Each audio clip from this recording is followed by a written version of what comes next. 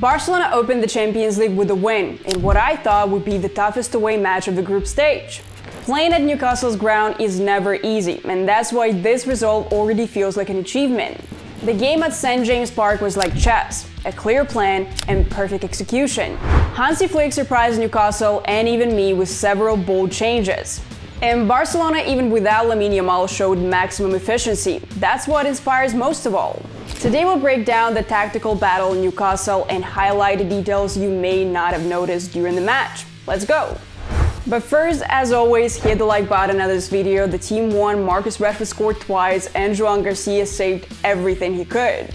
Show them some love with a like, and now let's get started for real. Hansi Flick knew exactly what to expect. The coaching staff prepared carefully and set clear checkpoints for the team.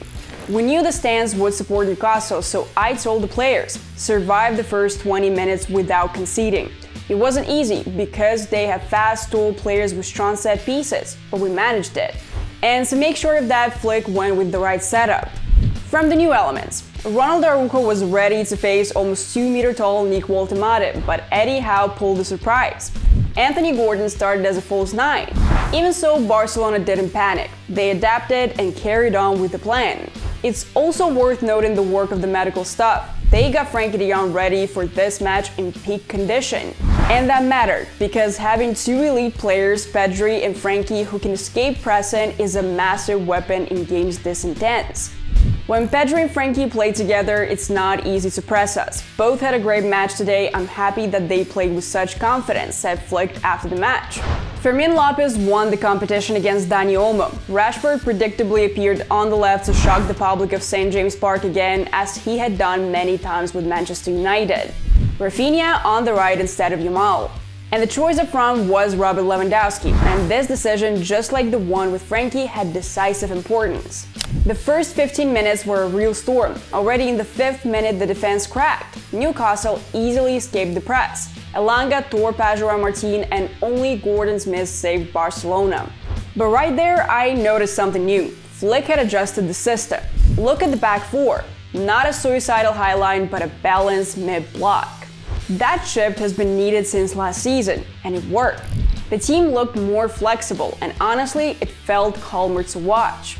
Even in that lower block, Barcelona didn't forget their strengths. In the 7th minute, Harvey Barnes was caught offside with ease, and in total, Newcastle were trapped 3 times. In that particular moment, Jules Koundé was perfect, a sharp step forward at exactly the right time. And then came the moment that shocked me. Joan García rolled the ball out by hand, and Rashford exploded. A brilliant feed, incredible pace, covering so much distance in seconds.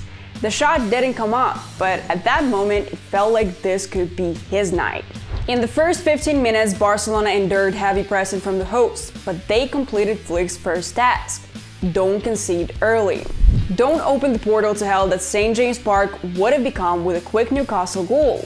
After that, the game eased up. Barcelona started breaking the press faster, and this is where Pedri and Frenkie took over.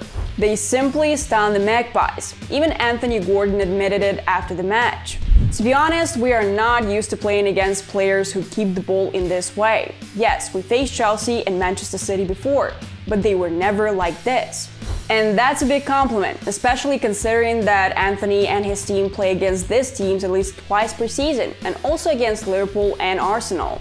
Pedri and Frenkie were the keys to victory. Eddie Howe created a plan to neutralize magical number 8, but what Pedri did, that's out of this world.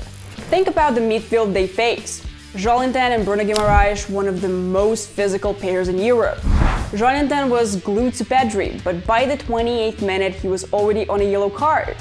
After that, Bruno took over the marking, and he didn't manage to take the ball off Pedri even once.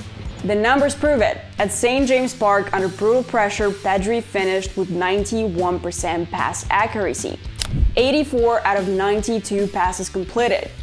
Yes, he lost the ball 10 times, but look at what he gave in return. 4 tackles, 9 duels won, 2 interceptions, 6 recoveries. That's elite, and when Paul Scholes himself praises your performance, words aren't needed. And if you want to dig into all these stats like I do, check out the Barcelona Live app. Paid or free, it has everything, and even the free version gives you full advanced stats. The link is in the pinned comment. Download it and let's stay on the same page. Now about Frenkie. While everyone talks about Pedri's masterclass, somehow unnoticed remained the absolutely phenomenal stat of the Dutchman in this match. 99% pass accuracy. And this weren't just simple back and sideways passes. De Jong made the highest number of passes into the final third, 16. And finishing this block of unsung heroes, it's worth noting how useful Lewandowski was. His role wasn't only to possibly finish attacks, he was a key player in building attacks and escaping the insane pressing of the hosts. Robert many times held the ball, earned fouls, slowed the tempo, imposed duels on the physically powerful center-backs Den Burn and Fabian Schär. In the 18th minute, he nearly scored from Rafinha cross, and if that had gone in, it would have capped off a brilliant all-round display from the pole. In the 23rd minute, Newcastle caught Barcelona's high line. Everything unfolded in seconds, but then came the next trump card, Saint Joan García. Some already called the 24-year-old keeper Barcelona's best player at the start of the season. He saved the team at the biggest moments, and this time he kept them alive too. Bravo! By the 35th minute, Barcelona built their first real pressure around Nick Pope's goal. Several waves of attacks ended with Rafinha's shot going wide, but something was clear. The plan had moved to stage 2, press the defense, and use crosses as a weapon in the absence of Yamal's creativity. The fate of the match was decided after the break, when Barcelona were already in full control at St. James Park. In the 50th minute, they carved Newcastle open. Rashford was close, but the finish didn't come. 8 minutes later, he made no mistake. Koundé sent in a precise cross and number 14 rose high. A brilliant header, 0-1. Look closely at Lewandowski's role. He switched places with Rashford pulling Burn and Schär out of position. A clever move from the pole that created the opening. And in the 67th minute, a masterpiece. Araujo won his duel, Rashford pounced on the rebound and smashed the ball into the far top corner.